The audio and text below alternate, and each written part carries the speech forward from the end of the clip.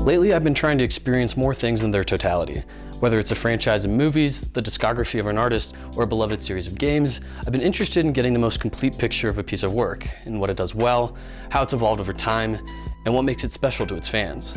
Metroid has been one of those series that seemed perfect for this kind of deep dive into its history that I've been wanting to do more of. With Metroid Dread on the horizon, and it being the 5th installment in one continuous story told over the 2D Metroid games starting way back in 1986, with Metroid for the NES, now seemed like the optimal time to get caught up on the games. So I decided to play the most modern versions of Metroid 1 through 4 before Metroid 5 came out this October. First, a bit of context to my relationship with Metroid. Growing up, Metroid had always been one of those things that I was aware of, but never really paid much mind to. I was first introduced to Samus in Super Smash Bros. Melee, where I thought she looked pretty sweet. My brother had a copy of the demo for Metroid Prime Hunters on the DS, along with Metroid Pinball. And I remember watching him play those games, and that was about the extent of the presence Metroid had in my life. I always got the impression Samus was kind of like Nintendo Boba Fett. And I mean, honestly, it's really not that far off. I even remember a time back in elementary school, we would all play pretend Smash Brothers, and I'd want to be Samus because I thought she looked so cool with her arm cannon and space armor, and my friend said, "You know she's a girl, right?" And I was like, "Yeah? See that? Even then, gender dysphoria." In middle school, I met my friend Blue, and Metroid was like his favorite thing ever. He loved both the 2D and Prime games, and every time I would come over, he would always be in the middle of his 8th playthrough of any game in the series. So he would show me a lot of gameplay and talk about why he loved them so much. He would insist that I play them, and I'd always be like, I didn't think they looked very appealing to my taste. I loved games for colorful worlds to explore, fun characters to meet, and catchy music. Metroid seemed kind of like the opposite of all that. You explore dark and miserable caves, you're basically alone the entire time, and the music seemed to serve more as ambiance than anything really individually memorable. Well, except for this one.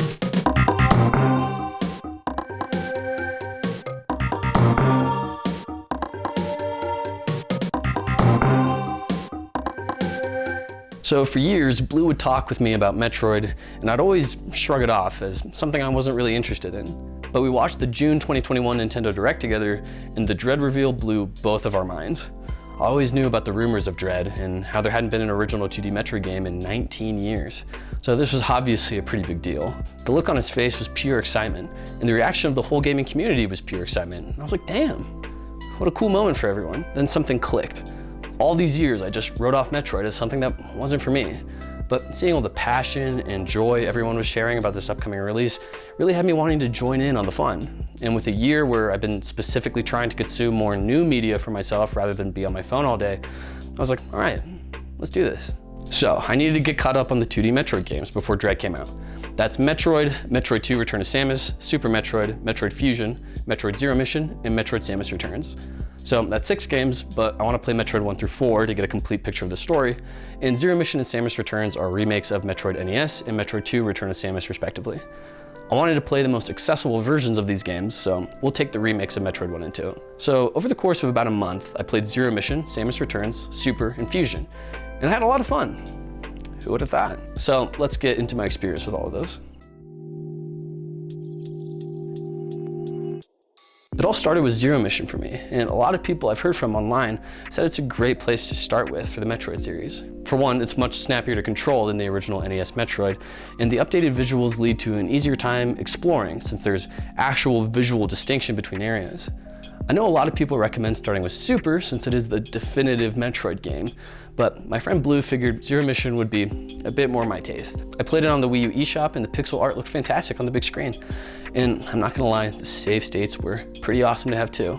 I know some people consider that almost cheating, but I don't care. Zero Mission is kind of hard to talk about, mainly because it's just so exactly what everyone has already said about it. It's short, snappy, has tight controls and colorful visuals. It improves upon a lot of what the original did and made it much more accessible to modern audiences. For my first Metroid outing, I'd say I had a pretty good time. I loved how thought out the level design was. For anyone familiar with the Metroidvania structure, I'm sure you've been enjoying this level design in many games, but I thought it was great how I would naturally explore an area, find a place or room I couldn't progress through, and there'd be something suspect that would catch my eye. I keep exploring, and then I get a meaningful power-up like the high jump boots or gravity suit. Go, oh shit, I know where to go with this. And then I'd head back to the previously blocked room and progress through with my newfound powers. I don't know, man, it's just, feels good. I get why this genre is so massively popular in the indie scene. It's fun to play through, and I can only imagine it's fun to design too as a developer. My only other Metroidvania-styled game I played was Jedi Fallen Order, and I enjoyed the level design there too, so it was really fun for me to visit the series that basically invented it. I can't recommend Zero Mission enough to anyone else who may be interested in checking out the Metroid series. And I beat it in just around 4 hours, so it's a nice paced, quick little adventure you could do in a couple afternoons if you wanted to.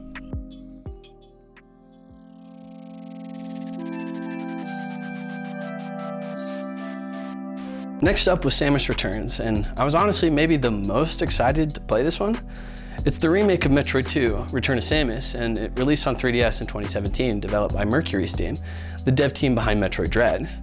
I figured getting a taste of how Mercury Steam handles Metroid before Dread came out would give me a good idea of what to expect and what to be excited for. Also, I was starting to get kind of nostalgic for my 3DS, and I wanted to play a meaty adventure on it. I knew Samus Returns was the longest out of any of the 2D Metroid games I was going to play, and going from one of the earliest installments to the newest would be a cool way to see how things changed and evolved. Immediately, I was impressed by how Samus controls. Zero Mission felt great, but this felt amazing. She gets a ton of height on her jump, the ledge grab is snappy and responsive, and the 360 aiming made absolutely decimating enemies more fun than it's ever been. And on top of all that, Samus has this really cool counter melee attack you can use to punch enemies in the face, which would then result in an instant kill the second you shoot them afterwards. However, a lot of this is a double-edged sword. I don't know who playtested this game, but oh my god, the enemies just will not die. You just sit there mashing the attack button, pumping enemies with round after round, and they're just like, oh, hey man, can you not? Mercury Steam made this sweet-ass counter mechanic that both goes dudes as defense because enemies don't bum rush you, but somehow they thought it was a really good idea to make literally everything bum rush you, and since you can't kill something by the time it gets you because everything in this game uses laser blasts as fucking face lotion or something, you have to counter to get to that Oko, and if you goof up, and sorry fuck, go try again, and even if you do land the counter but are a slippery-handed little bitch like myself, and slightly nudge the circle pad, then the next shot isn't an Oko, and then sorry fucko, try again. But yeah, the game's pretty good. I think the environments are really colorful and fun to explore. There's a lot of variety, and the deeper you go into SR388, the more unique I feel the setting becomes. Everything is really well paced, except for Area 3.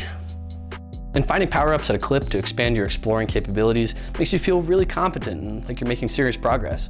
I love the structure of having big open areas where everything you need to progress is within them before moving on to the next area. It takes away that unease I felt in Zero Mission, where I'd come across a roadblock and I would really hope that the thing I needed wasn't way on the other side of the planet in an entirely different zone. This area structure I think just works really well, especially if you're the kind of person like myself where you do a few long play sessions spread out over weeks or even months. The possibility of forgetting some crucial detail from way earlier in the adventure after a hiatus is basically eliminated with this design structure, and I hope future Metroid games stick to this formula, especially since the individual areas themselves are pretty substantial and the way you explore them is completely non-linear. Also, the counter of Metroids you need to murder at the bottom of the screen getting smaller and smaller the further you go is so satisfying. I know narratively it's pretty messed up, but mechanically it's good stuff. I know some people feel like Samus Returns fails to capture that uneasy feeling of exploring a place further and further that you're really not supposed to be in. That sensation being called the depths, capital D, coined by YouTuber Metroid X Productions. Because of this, I've heard some people recommend you play AM2R, a fan-made Metroid 2 remake over Samus Returns. But I went with Samus Returns, and I'm happy that I did. I can't speak for AM2R. I hear it is the more faithful remake, so I'll probably give it a shot one day. But seeing that Mercury Steam is also developing Metroid Dread, I felt like it was a good idea to see what they did with Metroid, to give some context to what's on the horizon. And I think they did great. Aside from the enemy health and counter mechanic needing some major reworking, and the lack of boss variety, I can't really criticize too much about the game. It was fun, engaging, and fulfilling. And I seriously cannot wait to see what they do in Dread, because I know they learned a lot from Samus Returns, and I think they're gonna knock it out of the park and make a game worth waiting 19 years for.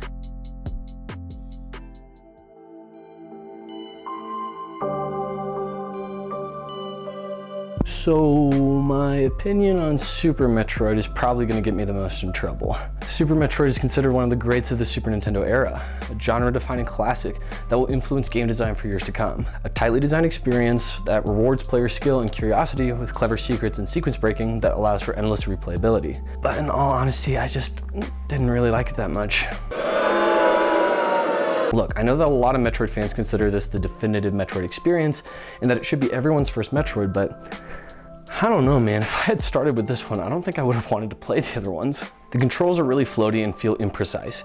Admittedly, I did eventually get used to it, but I never felt as in control of Samus as I did in Zero Mission and Samus Returns.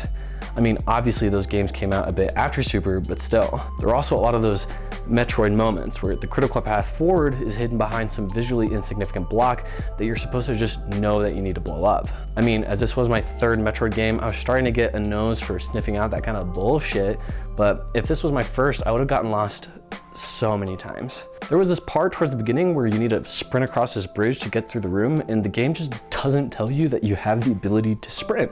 So if I hadn't known through pop culture osmosis that this is what I was supposed to do in that area, I would have been stuck like right off the bat. All that being said, the Metroidvania design is still great here. The reward and progression system of finding a dead end, exploring elsewhere, finding a cool new power-up, and knowing where that power-up will clear an obstacle for you is still incredibly satisfying. I think Super 2 is the best atmosphere out of the three I had played at this point. The feeling I mentioned earlier of the depths, capital D, is in full force here. You feel almost suffocated by the environments of Zebes. The deeper you go, the more it feels like you really shouldn't be there. It's isolating and uncomfortable and lonely, and all things I normally wouldn't enjoy, but something about the power progression kept the game from ever feeling oppressive. You felt like you always had enough to face whatever threat laid ahead, so I never felt so overwhelmed that I wanted to stop playing.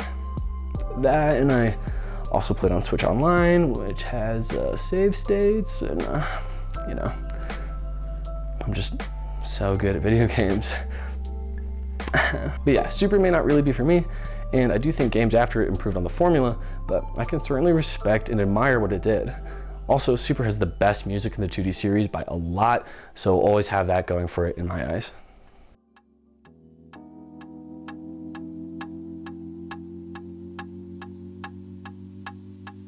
Metroid Fusion, out of all the 2D Metroid games, was definitely the one I was most interested in. The more horror-inspired tone I thought was a perfect fit for Metroid, and the structure of having smaller areas connected to a hub of sorts felt reminiscent to the layout I enjoyed so much in Samus Returns, albeit with more backtracking and linearity. Fusion gets a lot of shit for constantly interrupting you with story bits and locking your progression with their sort of report back system. It's the only game in the 2D series with objectives, so your journey in the game is more about doing what Adam tells you to do, then coming back to say that you did it, then going back out to your next objective. So exploration and constant forward momentum isn't as much of a focus here as it is in the last three games. Yes, this can be annoying, especially when the areas are small enough to where you're getting to your objective pretty quickly, meaning that you'll have to report back to Adam semi-frequently. However, I do see why the game is designed in this way. It was made for the Game Boy Advance, with shorter on-the-go playtimes in mind. Having that objective system makes it certainly easier to pick up and play after long absences from the game, so I get why it's here. And while it may take away from that open-ended feeling of exploration, the depths, capital D, is the best it's ever been in Fusion. That horror tone really adds a lot to the entire experience. In other Metroid games, you're all by yourself on a hostile alien planet, but in Fusion, you're on a Galactic Federation research station that was populated not long before your arrival with actual people. But by the time your adventure starts, you explore the remains of the BSL station. Seeing bodies of the researchers you were too late to save is really unsettling, and being hunted the entire game by your evil doppelganger in the form of the SAX adds to that constant state of fear. The music in this game is incredibly eerie. Samus feels the weakest she's ever been, and while I said earlier Super never quite felt oppressive, Fusion absolutely does, in the best possible way. The added context of the station's research was in service of the Galactic Federation means whatever dark secrets you uncover has been deliberately kept from you, and you'll find things that you know you really weren't supposed to see. Oh my god, what is that? Oh my god, what is that? Throw in a snappy pace, lots of really fun and varied boss fights, tight controls, and Fusion's really memorable tone and atmosphere, and I'd say it was probably my favorite out of the four, even with some of its more irritating aspects. Abandonment. I give myself to you. I went from beating like 2 games in all of 2020 to beating 4 in a month because of my Metroid journey. I can't believe it took me this long to finally cave in and play them. They're good games, and I think if game design is even remotely interesting to you, they're definitely worth checking out because there's a lot to learn from playing them. Truly, I'm pretty excited to pick up Dread for myself and play through it, and it's fun to get to participate in the excitement of its release along with all the old and new fans alike. It's kind of funny. My friend Blue has asked me to try out the Metroid games for so many years now, and with me finally playing them and an entirely new one coming out, we joke about how he's living in the strangest reality. In all honesty though, I had a lot of fun playing Metroid for the first time. A lot of the things I didn't think I'd enjoy ended up adding to the experience, so I know Blue's got a big "I told you so" waiting for me. I got to play the majority of these games with him at his place, and it was a really good time. Kind of took me back to when I was a kid. So it was cool getting to experience this thing that is so important to him throughout his life and getting to share in that enjoyment. This video about Metroid sure got personal and sappy. I guess that's just kind of inevitable with how I do things. Anyways, Blue, this one's for you, bud. I'm sure that Dread will have been worth the wait.